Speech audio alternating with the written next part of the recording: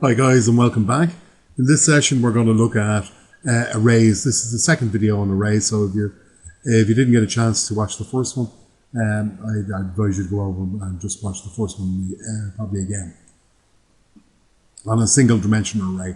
So again, really with the single dimension arrays, what we were doing, we declared the array, in this case string names, and we have a new string there. And again, that array is going to hold 3 elements. Okay, and again, I can populate that array. Okay, by again names. Again, it will start 0, 1, 2. So even though it's 3 elements, it will always start 0, 1, 2. So I've Pat, John, Pat, and Tom. And then we were doing stuff like writing a for loop for that array.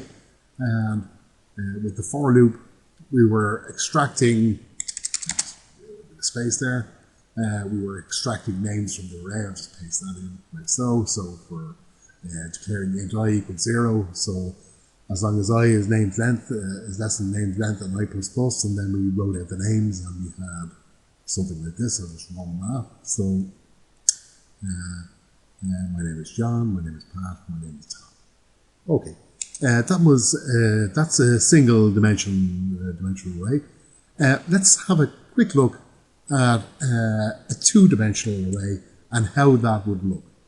Okay, now we start off by again declaring it more or less the same way as the single dimensional array. So again, I'll do a string array with first name, second name. Okay, so how this will look, so I'll type in string. Okay, it's going to be a string array. So again, my square brackets to indicate it's an array. Now it's going to be a two-dimensional array, so I'm just going to pop a comma in there, okay, to show that it is a two-dimensional array. Okay, I'm not going to pop anything in there just yet. What we'll do is we'll use a for loop to actually get the upper bound of the array.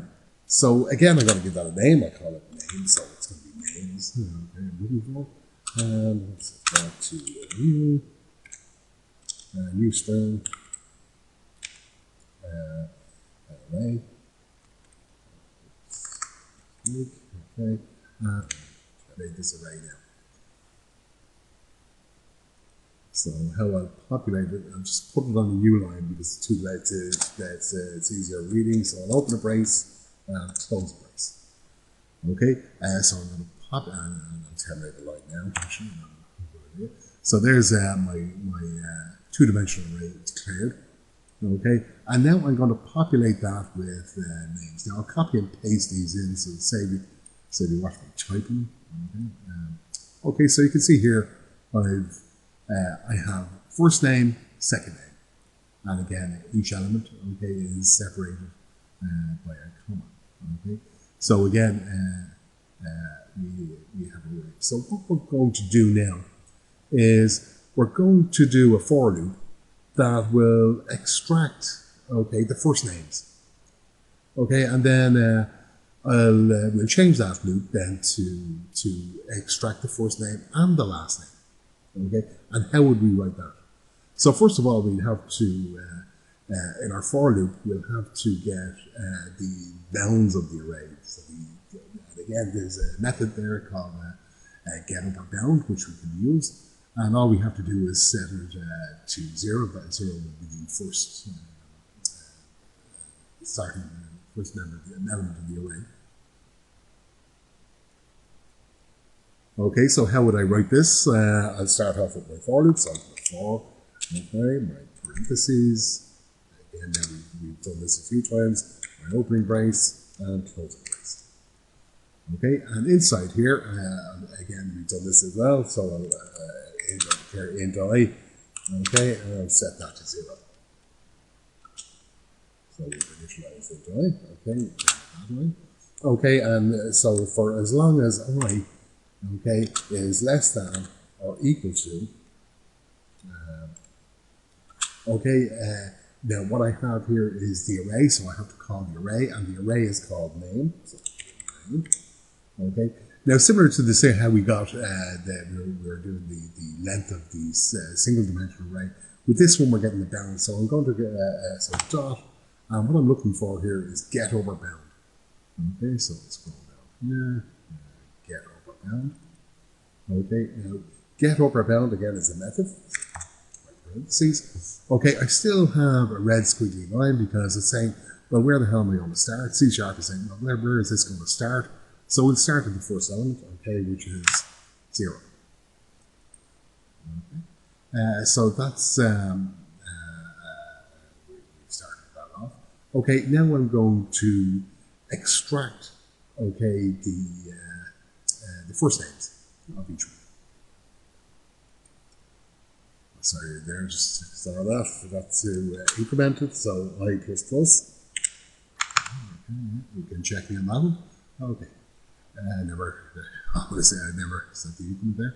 Okay, so let's start off. Okay, so I'm going to declare a string. So I'll call the string, say, first name, because I want the first names. So, string, and I'll call this first. Let's see, first name.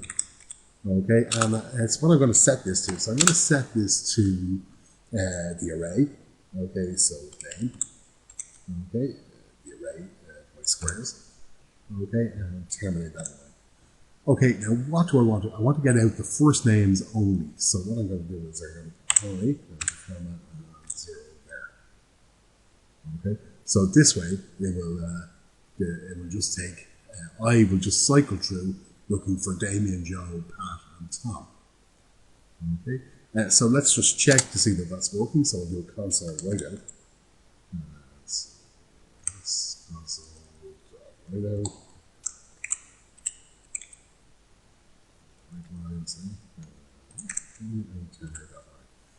What I'll do here, I'm just going to pop in I'll do an elaborate string. And I'm just going to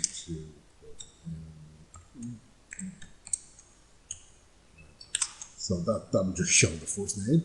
Okay, so what am I looking for? The variable first name. Okay, so let's run that bit of code now and see how that works. Okay, just put a space between that so it's easier read. Okay, so let's just run that, and you can see if I pull over here, it pulls out Damien, Joe, Pat, and Tom. Okay, that's what I was expecting. I'm happy enough there. Okay, let's say, so you can see there, so let's say I want to pull out the second name, the last name as well. So what I'll need to do here is I'm going to declare a string for the last name. So string last name. And with this, I'm going to set again the name array. Squares, line, and inside of the name array, I'm going to pop in. Okay, again we have I. Again, we're pulling out the first name. In this case, the first one. I'll explain this now why I'm putting 1 there in this in this case. Okay, I need to change my right outline as well, so I'll have first name and the second name, last name, I'm typing and talking, and I need to put that variable in there. Right. Okay, so let's see how this looks or runs. So if I run that piece of code, you can see there I'm getting Damien and the last name Joe and the last Pat and the last name Tom. Okay, and that's what I was expecting. So you can see here that I've extracted, okay, the first column of the array and then the second column, okay, of that particular string array. Okay, what I'll do is I'll do up another one on integers. Integers are handier rather than the sometimes too much typing with the strings. And we'll go deeper into get upper bound. Okay, and how we set the parameters of the array. Okay, thank you for your attention.